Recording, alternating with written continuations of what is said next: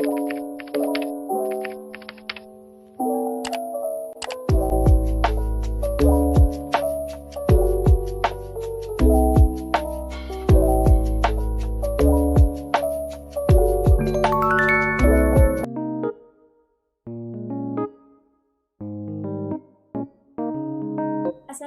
warahmatullahi wabarakatuh. Halo sahabat semua, bertemu lagi dengan saya di channel YouTube Please Morning.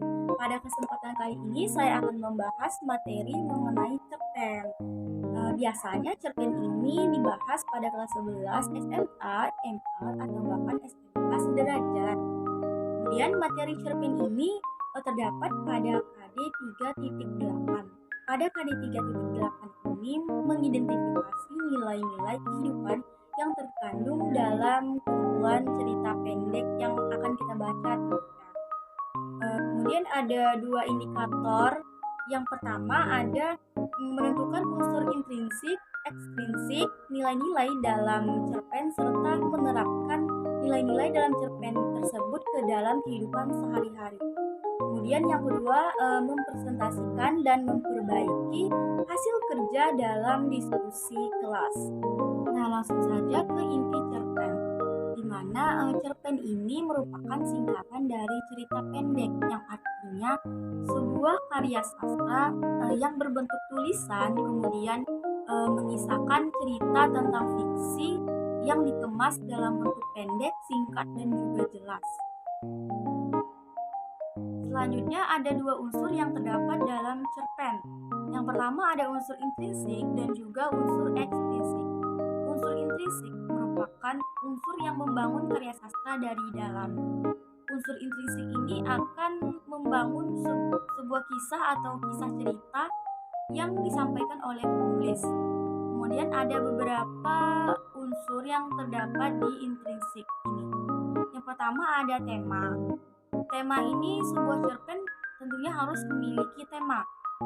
Hal ini karena tema menjadi unsur utama yang ingin disampaikan penulis pada kisah cerpennya. Kemudian yang kedua ada alur atau plot. Alur atau plot ini merupakan urutan atau serentetan peristiwa atau jalan cerita pada sebuah cerpen.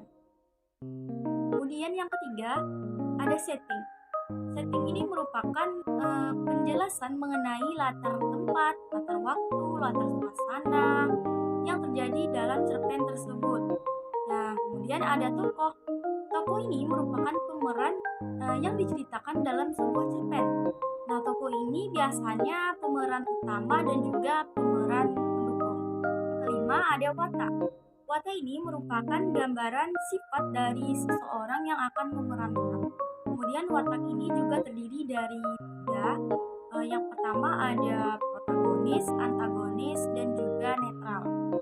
Nah, yang keenam ada sudut pandang atau point of view, di mana sudut pandang ini merupakan cara pandang pengarang saat menceritakan kisah pada sebuah cerpen. Nah, yang terakhir ada amanat. Nah, amanat ini merupakan pesan moral atau pelajaran yang disampaikan oleh penulis kepada pembaca. Nah, kemudian ada unsur ekstrinsik cerpen. Unsur ekstrinsik cerpen ini merupakan unsur yang membangun karya sastra dari luar. Nah, ada beberapa unsur ekstrinsik pada cerpen ini, diantaranya yang pertama ada terdapat latar belakang dari pengarang. Kemudian yang kedua terdapat juga latar belakang dari masyarakat.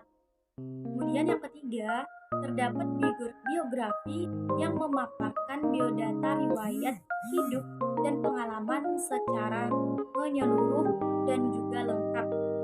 Nah, yang keempat terdapat aliran sastra yang mempengaruhi gaya bahasa yang digunakan penulis saat menyampaikan ceritanya. Dan yang terakhir terdapat kondisi psikologis berupa keadaan senang, sedih, suka, ataupun bahkan duka. Nah, cerpen ini juga memiliki nilai moral. Adapun nilai moral yang terdapat pada cerpen ini berupa nilai budaya, di mana nilai budaya ini nilai yang berlaku dalam masyarakat. Nah, kemudian ada nilai moral. Nilai moral ini nilai yang membawa budi pekerti pada pembacanya.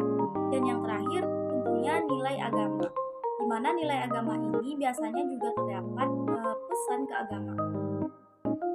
Nah, itu tadi pembahasan materi mengenai cerpen yang terdapat pada KD.8.